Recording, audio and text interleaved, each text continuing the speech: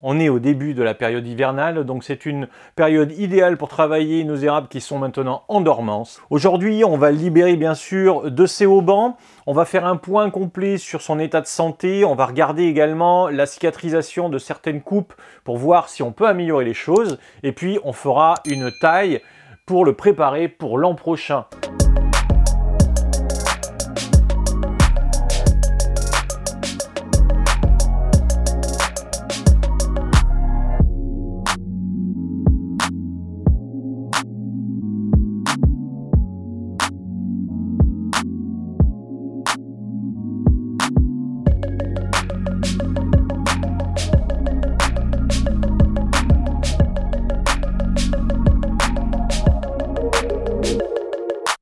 Avant de commencer cette vidéo, je tenais à remercier JC du Jardin de Moji qui m'a fourni tout le matériel pour travailler sur cet arbre aujourd'hui. Vous pouvez retrouver le lien de sa boutique en ligne dans la description de la vidéo, juste en dessous du titre. On va commencer par tout simplement enlever les haubans. Je les maintiens et je coupe le fil. Et si je vois que ça part trop vite, à ce moment-là, je remettrai un hauban. Donc là, je le détache. La branche remonte d'environ 1 cm, même pas. Donc ça veut dire que le hauban a fonctionné. Il a été efficace. Je vais mettre ce fil de côté, il pourra me resservir. Voilà, un petit jeu également de 1 cm environ. Bon, ça va, le fil a été aussi efficace. Et on voit aussi que l'élastique a été efficace, ça n'a pas fait trop de marques sur la branche. Donc ça, c'est très très bien. Et dernière branche. Voilà, on voit que les branches ne remontent pas trop. Si je fais le point sur l'état de santé de cet arbre, je peux constater que les branches se sont bien développées. Alors j'avais fait une taille sur le haut de l'arbre pendant la période de pousse qui explique pourquoi les branches du haut sont beaucoup plus petites que les branches du bas qui sont restées assez longues. Je les ai laissées s'allonger durant toute la période de pousse pour faire grossir bien entendu les branches basses dans le temps. Ce qui serait intéressant, c'est d'avoir des branches basses vraiment très grosses avec des gros diamètres et des branches plus hautes, on va dire, avec un diamètre beaucoup plus fin pour avoir une progression et une graduation sur l'ensemble de l'arbre. Il n'y a aucun souci particulier, je n'ai pas eu de retrait de sève sur les coupes que j'avais fait l'an passé. Les cicatrices sur le tronc et sur les branches, elles sont en train de se refermer. On voit que ici, elle est pratiquement quasiment refermée. Ici, c'est à peu près la même chose.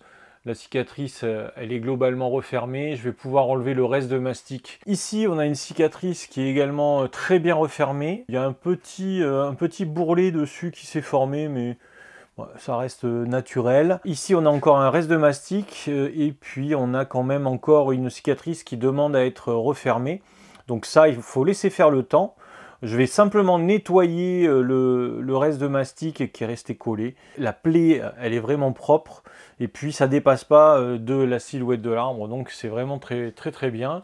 Il n'y a pas de défaut de conicité important. Alors, sur cette branche ici, on a un commencement de cicatrisation. C'est en bonne voie. Alors par contre, elle risque d'avoir un petit défaut, cette branche-là. Je vais quand même nettoyer en passant un coup de brosse et je vais laisser faire le temps pour voir jusqu'où ça mène. Au pire, il faudra peut-être rogner encore un petit peu la coupe, mais ce sera très léger comme travail. Ici, même chose, on avait fait une coupe qui était en biais et le départ de la branche avec des branches qui sont un petit peu marquées par la ligature que j'avais posée une seule fois. Bon, c'est en bonne voie également. Là, par contre, il n'y a pas de défaut de conicité, donc ça, c'est intéressant. La coupe, elle n'est pas encore recouverte complètement, mais on a quand même quelque chose qui est correct, et surtout, de la vigueur sur les branches qui sont en train de pousser. Il va falloir justement, réduire cette branche-là, mais je ne vais pas reposer obligatoirement du mastic. Maintenant, je vais laisser faire le temps. Alors, sur cette coupe, on voit aussi que ça s'est très très bien passé. Le mastic très collant est un petit peu resté. Je vais maintenant gratter pour l'enlever. La cicatrice est partiellement en train de se fermer. Elle est pratiquement fermée. Pour l'instant, il n'y a pas de problématique majeure. Si on observe les coupes que j'avais fait à proximité de la tête, on voit également que c'est en train de se refermer. Il va falloir passer aussi un coup de brosse pour enlever le reste de mastic. Il n'y a pas de défaut de conicité.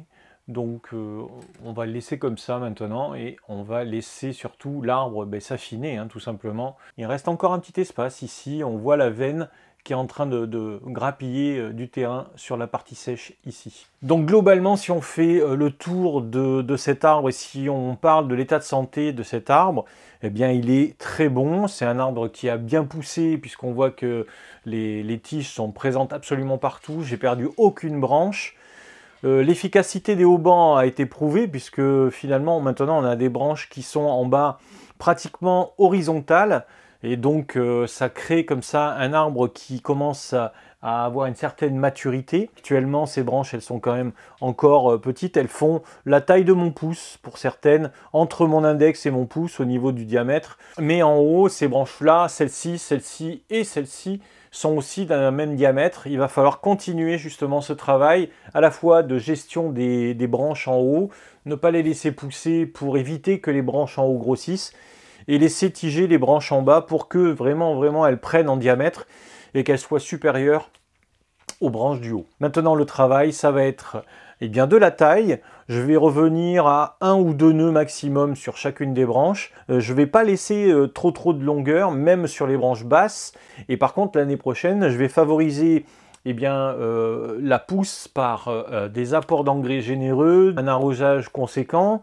Je vais également laisser tiger les branches du bas pour que le diamètre de ces branches basses grossisse. Et bien sûr, je gérerai par des tailles régulières, on va dire, pendant la période de pousse, au niveau de la zone apicale. Pour expliquer vraiment les choix de coupe que je vais faire, je ne vais pas laisser les branches qui poussent vers le haut, trop vers le haut.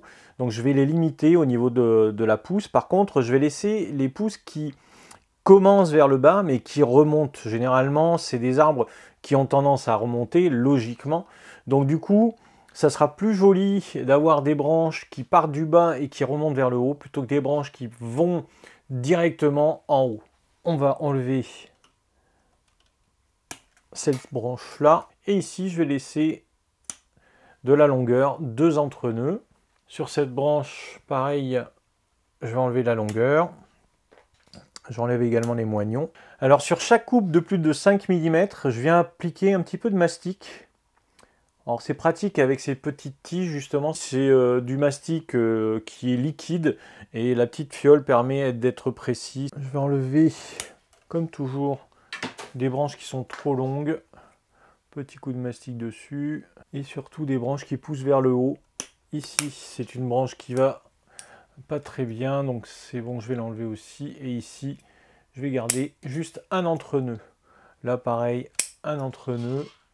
Je vais enlever cette partie-là parce qu'en fait, elle va vers l'intérieur de l'arbre. C'est pas bon. On va laisser plutôt toutes les branches. Il faut qu'elles partent vers l'extérieur. Si on voit des petites choses où on peut mettre du mastic, on n'hésite pas. J'enlève également des petites branches qui poussent sur le tronc. On évite d'avoir des fourchettes ou des fourches. Moi, je préfère toujours garder ou soit une branche, soit une plus courte et une un peu plus longue. Par exemple, ici, comme elle est plus grosse, je vais enlever cette partie-là. Et ici, je vais garder un entre-nœud. Cette branche ici, elle pousse vers le haut. On va donc s'en débarrasser. Ici, même chose. Elle est trop vers le haut, cette branche-là. Sur cette fourche-là, donc je vais garder les 2 petits entre-nœuds ici. Et je coupe juste après. Et ici, eh bien, je vais garder cette longueur. Je vais enlever la partie qui est morte au milieu. Ce qui va éviter d'avoir un grossissement à ce niveau-là normalement, puisque là j'aurai des bourgeons qui partiront après justement cette intersection, et là j'aurai des bourgeons qui partiront également juste après. Alors sur cette branche-là, on va laisser la branche vers le haut ici. Si on n'a que des branches plates, c'est pas très joli, donc on peut garder aussi un certain volume, mais il faut gérer toutes les branches qui poussent vers le haut. Ici, on a une fourche, il va falloir que je choisisse entre les deux. Ouais, le mieux, c'est quand même d'enlever cette branche ici qui monte. Alors quand les coupes sont petites comme ça, vous risquez un peu moins d'avoir de retrait de sève. Mine de rien, je préfère toujours assurer le coup avec du mastic. Et je précise aussi que moi, je vais rentrer mon arbre en serre froide, surtout s'il y a des périodes de gel très intenses. C'est un arbre qui résiste parfaitement au gel, hein, l'érable palmé. Cependant, si vous faites des coupes trop fortes, vous risquez d'avoir des retraits de sève. C'est pour ça qu'il faut quand même assurer le coup et laisser quelques longueurs. Donc mes choix, toujours pareil, je laisse les parties horizontales et cette partie-là risque de mourir et de sécher. C'est par ici que les bourgeons vont repartir. Ici, on a une branche qui monte pas mal. Déjà, celle-ci, on va la sortir. Voilà, je laisse toujours un seul entre-nœud. Ici, pareil, je vais laisser un petit peu de longueur. Les bourgeons sont présents juste avant. Couper assez court. Alors ça, c'est une branche intermédiaire qui est intéressante. Il va cependant falloir la nettoyer, enlever les branches qui poussent vers le bas et vers le haut. Surtout quand elles sont proches du tronc comme ça. Ici, ben, je vais laisser un premier entre-nœud. Voilà, ici. Je vais garder un entre-nœud là et une longueur ici. Voilà, c'est une branche qui manifestement va monter un peu. Il faudra que je la réduise ensuite. Elle n'est pas trop mal placée parce qu'elle n'est pas placée au même niveau que cette branche qui est juste derrière. Ça va faire un côté naturel. On pourrait éventuellement poser un haut-banc et l'amener plutôt vers l'avant de l'arbre. Ici, on a une branche qui est pas mal, mais elle commence à être assez imposante. Il va falloir la réduire. De toute façon, on va falloir couper les longueurs. Pas hésiter à vraiment corriger les branches, surtout quand on monte dans les branches qui sont hautes. De toute façon, on sera obligé de le faire au fur et à mesure du temps. Et puis ici, eh bien, je vais garder qu'une seule longueur. Là, ça va être même chose. Cette partie-là, elle est morte. Cette partie-là, je l'élimine. Alors ici, on a une branche qui est intéressante, qui est composée de plusieurs branches. Une grosse branche ici, et ensuite, elle se sépare en plusieurs parties. Et il va falloir faire un peu de ménage. On va réduire un petit peu tout ça. Donc déjà, je vais commencer par enlever la raideur de cette branche-là, gagner un petit peu en hauteur, parce que là, on remonte. C'est une partie intermédiaire, on n'est pas encore sur la tête de l'arbre, mais on y arrive.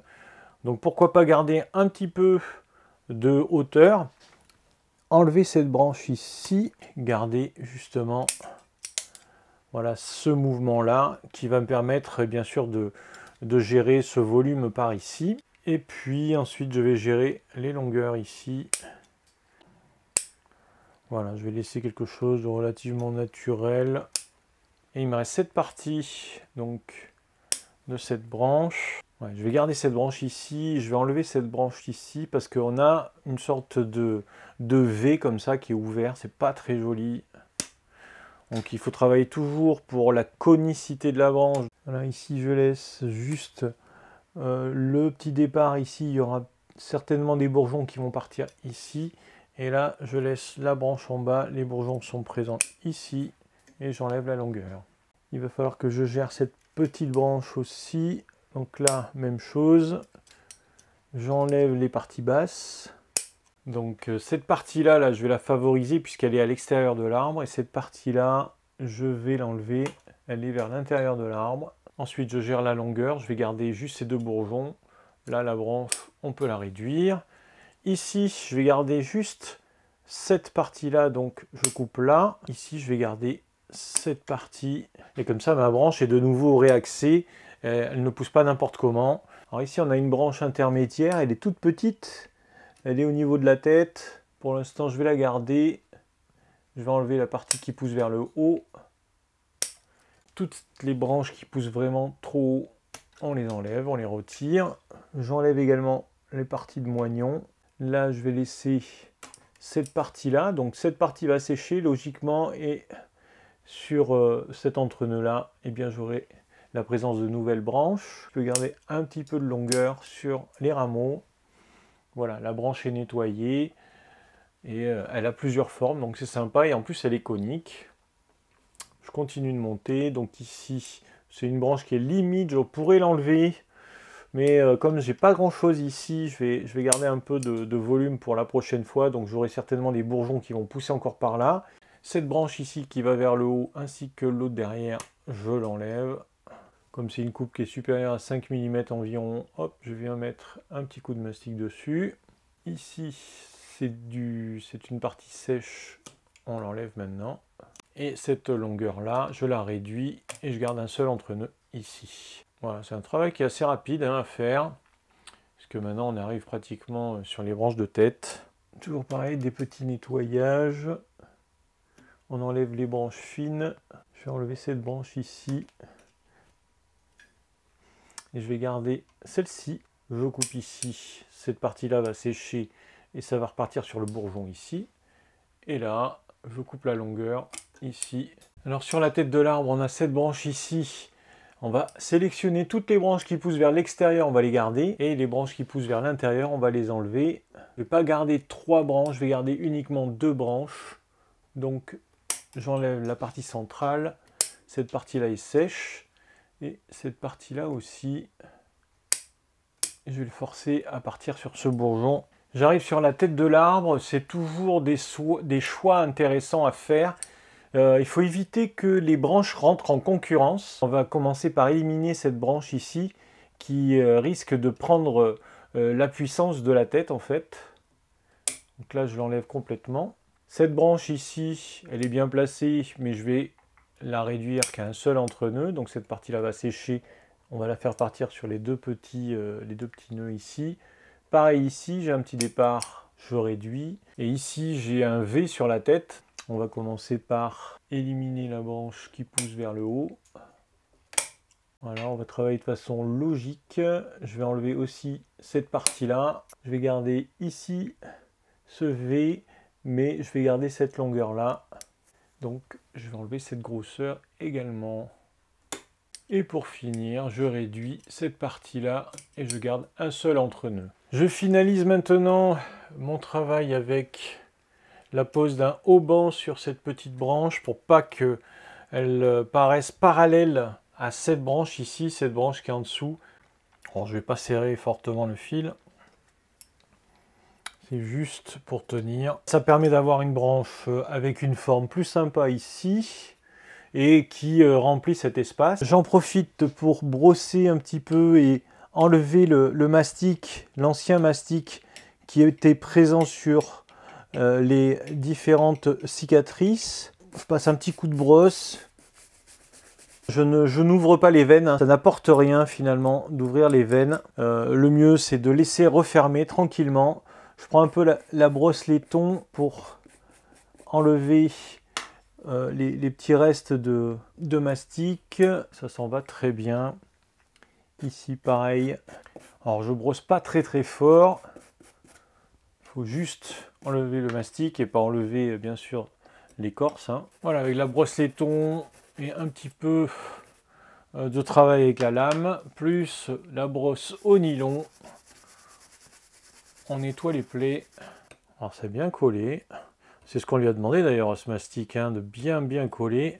Il a fait le boulot qu'on lui a demandé, c'est-à-dire de bien recouvrir les plaies, de protéger pour qu'il n'y ait pas d'attaque parasitaire ou autre. Voilà, sur la partie haute, même chose, je vais passer un petit coup de brosse.